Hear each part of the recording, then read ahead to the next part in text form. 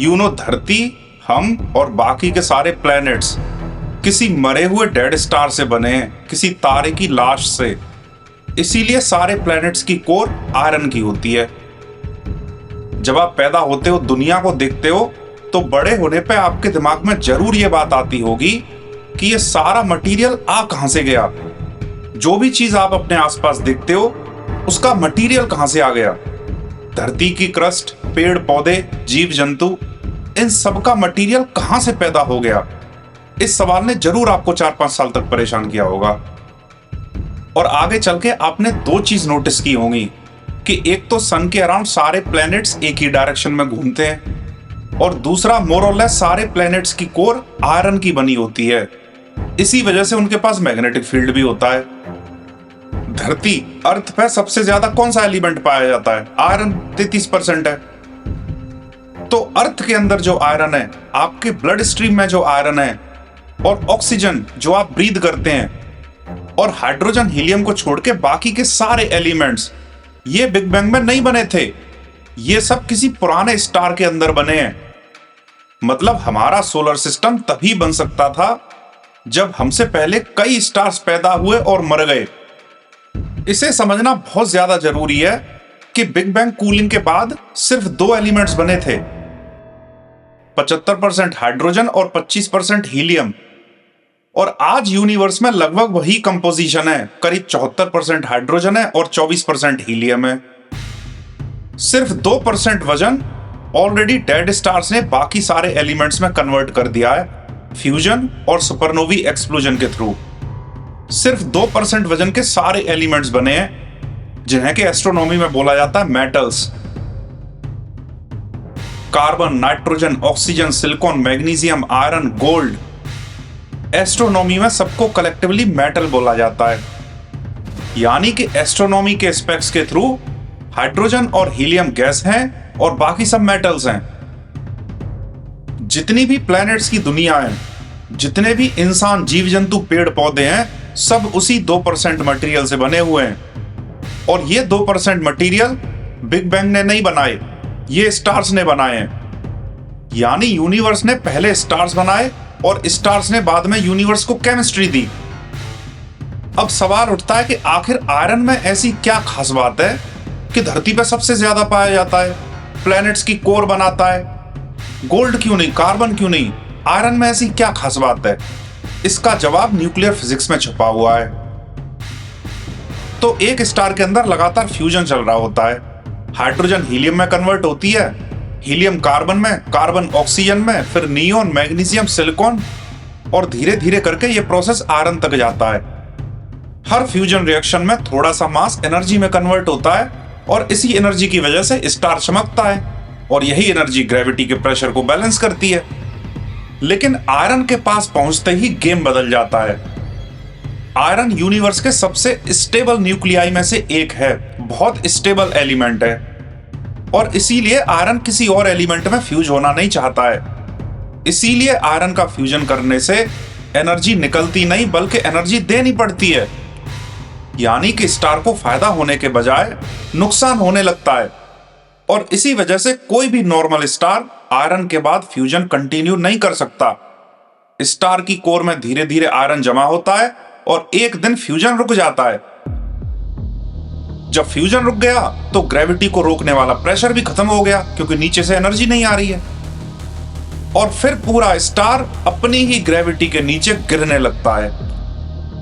यह कोलैप्स इतना वायलेंट होता है कि सिर्फ कुछ सेकंड्स में स्टार के अंदर अनइमेजिनेबल प्रेशर और टेम्परेचर पैदा हो जाते हैं। और फिर एक्सप्लोजन, सुपरनोवी, यूनिवर्स का सबसे पावरफुल एक्सप्लोजन। इसी एक्सप्लोजन के दौरान आयरन से भी भारी कई सारे एलिमेंट्स बनते हैं, और स्टार के अंदर जमा हुआ आयरन, कार्बन, ऑक्सीजन, सिलिकॉन, सब कुछ हजारों किलोमीटर पर सेकंड की स्पीड से स्पेस में बिखर जाता है। अगर आप रात के आसमान में कभी सुपरनोवी एक्सप्लोजन देखते तो कुछ दिनों के लिए वो पूरी गैलेक्सी से भी जितना ब्राइट हो जाता है। एक स्टार मरते वक्त अपनी पूरी जिंदगी से भी ज्यादा एनर्जी रिलीज करता है, और इसी एनर्जी की वजह से यूनिवर्स में नए प्लैनेट्स का रॉ मटेरियल पैदा होता है। अब सोचो कि गैलेक्सी के एक कोने में एक मैसिव स्टार एक्सप्लोड हुआ है। उसका मलबा लाखों सालों में हजारों लाइट ईयर्स तक फैल गया। उस डस्ट क्लाउड के अंदर हाइड्रोजन भी थी, हीलियम भी थी और मेटल्स जैसे कि आयरन, कार्बन, सिलिकॉन भी थे। और इसके अलावा हजारों तरह के माइक्रोस्कोपिक डस्ट पार्टिकल भी थे। फिर यूनिवर्स एक बार फिर से वही करता है जो कि हमेशा से करते आया है, ग्रेविटी। ग्रेविटी कभी थकती नहीं है, कभी रुकती नहीं है, और इसी वजह से ये जायंट क्लाउड फिर से सिकुड़ना शुरू कर देता है। लेकिन इस बार बहुत बड़ा डिफरेंस है। पिछली बार क्लाउड के पास सिर्फ हाइड्रोजन और हीलियम थी। इस बार क्लाउड के अंदर हैवी एलिमेंट्स भी हैं, आयरन के माइक्रोस्कोपिक पार्टिकल्स, सिलिकॉन के ग्रेन्स, कार्बन के टाइनी क्रिस्टल्स, सब उस क्लाउड का हिस्सा हैं। और जब ग्रेविटी इन सबको एक जगह खींचना शुरू करती है तो क्लाउड बिल्कुल सीधा सेंटर की तरफ नहीं गिरता। ऐसा क्यों होता है? क्योंकि यूनिवर्स में परफेक्टली स्टेशनरी, स्थिर जैसी कोई चीज होती नहीं है। हर पार्टिकल के पास थोड़ा ना थोड़ा साइडवेज मोशन जरूर होता है, स्पीड होती ही है, और वही साइडवेज मोशन एंगुलर मोमेंटम बन जाता है। अगर आप अपने दोनों हाथों को फैला के घूमना शुरू कर देते हो तो घूमते घूमते अगर आप अपने हाथों को अंदर खींच लोगे तो आपकी घूमने की स्पीड बढ़ जाएगी और भी ज्यादा तेज घूमने लगोगे, क्योंकि आपका एंगुलर मोमेंटम कंजर्व होना चाहिए, सेम रहना चाहिए, और उसे सेम रखने के लिए हाथ खींचने पे आपकी स्पीड को बढ़ना ही पड़ेगा।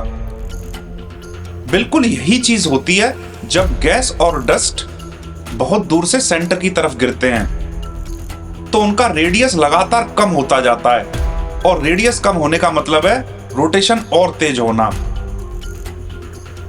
क्लाउड जितना सिकुड़ता है उतनी ही तेजी से घूमने लगता है। धीरे धीरे पूरा स्फेरिकल क्लाउड एक फ्लैट डिस्क में बदल जाता है, बिल्कुल पिज्जा के डो की तरह। इस फ्लैट डिस्क के बीचों बीच सबसे ज्यादा मास होता है और उसके आसपास एक बहुत बड़ी रोटेटिंग डिस्क बन जाती है। इसी डिस्क को कहते हैं प्रोटोप्लैनेटरी डिस्क। और इसी डिस्क के सेंटर में कुछ लाख सालों बाद एक नए स्टार का जन्म होता है, हमारा सन। अब यहां से कहानी और भी इंटरेस्टिंग हो जाती है। सन तो पैदा हो गया, लेकिन उसके आसपास जो बहुत बड़ी रोटेटिंग डिस्क थी उसमें अभी भी अरबों खरबों टन मटेरियल बचा हुआ है जो कि सन के चारों तरफ घूम रहा है, जिससे फ्यूचर में प्लैनेट्स बनने वाले हैं।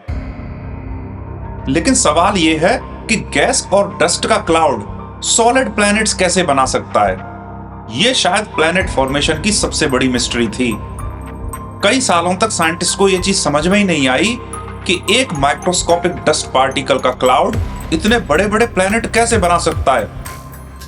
और दूसरा सवाल यह कि जब सारे प्लैनेट्स एक ही प्रोटोप्लैनेटरी डिस्क से बने हुए हैं तो अर्थ इतना रॉकी क्यों है, जुपिटर पर इतनी गैस क्यों है? आज हम इन चीजों को बहुत अच्छे से जानते हैं। सब कुछ शुरू होता है डस्ट पार्टिकल से, आज से करीब 4.5-5 अरब साल पहले। उन डस्ट पार्टिकल्स की प्रोटोप्लैनेटरी डिस्क बनी हुई होती है। ये पार्टिकल्स जब भी एक दूसरे से टकराते हैं तो इलेक्ट्रोस्टैटिक फोर्स की वजह से एक दूसरे से चिपक भी जाते हैं, बिल्कुल वैसे ही जैसे कि आपके स्वेटर पर कागज के छोटे छोटे टुकड़े चिपक जाते हैं या फिर धूल टीवी की स्क्रीन पर जमा हो जाती है। पहले माइक्रोन साइज के पार्टिकल बने, फिर मिलीमीटर साइज के, फिर सेंटीमीटर, फिर मीटर, और धीरे धीरे करके ये छोटे छोटे पार्टिकल्स पत्थर बनने लगे। फिर पत्थर पहाड़ बन गए और पहाड़ अपनी ग्रेविटी की वजह से और भी मटेरियल खींचने लगे। यहां से ग्रेविटी एक बार फिर से हीरो बन जाती है।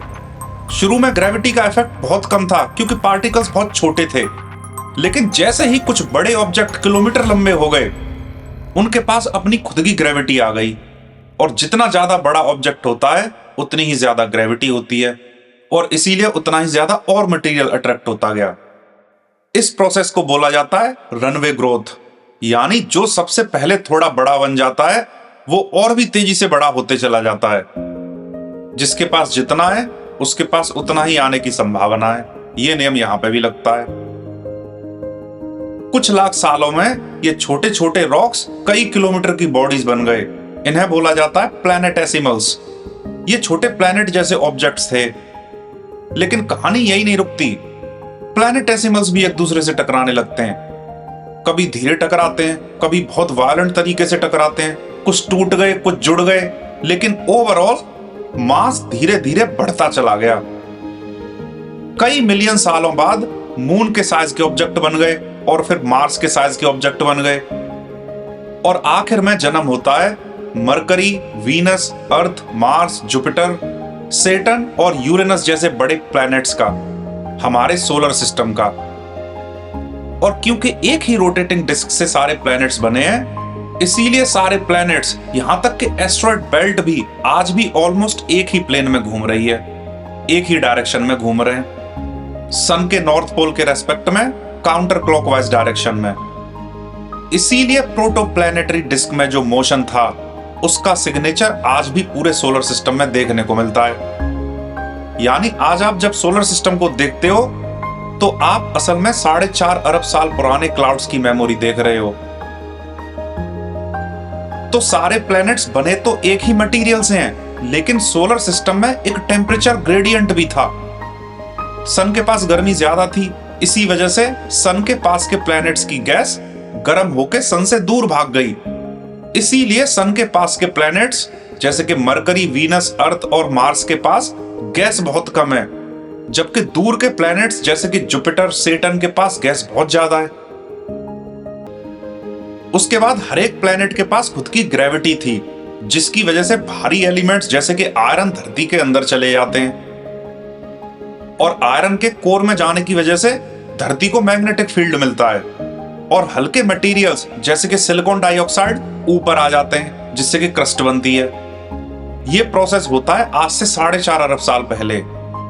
फिर धीरे धीरे धरती ठंडी होती गई, ब्रह्मांड में अपनी ऊर्जा को रेडिएट करती है, और एक समय ऐसा आया कि धरती के ऊपर सबसे पहली लाइफ आई, सिंगल सेल बैक्टीरिया, जिसने कि धरती के क्लाइमेट को कंट्रोल किया। उसके बाद लाइफ कॉम्प्लेक्स होती गई है, और फाइनली 4 लाख साल पहले होमो सेपियंस का उदय हुआ। उन्होंने आगे चल के इंटरनेट बनाया। उनमें से एक आदमी, डॉक्टर सिंह, ने इस सारी कहानी को एक वीडियो में रिकॉर्ड किया, जिसे कि आप अभी देख रहे हो। तो हम सब उसी प्रोटोप्लैनेटरी डिस्क से बने हैं, जिसका जन्म किसी डेड स्टार से हुआ था। तो इसीलिए आज जब आप खुद को देखो तो उस डेड स्टार को, उस सुपरनोवी एक्सप्लोजन को जरूर याद करना, जिससे तुम बने हो, तुम्हारे अंदर का मटेरियल बना है।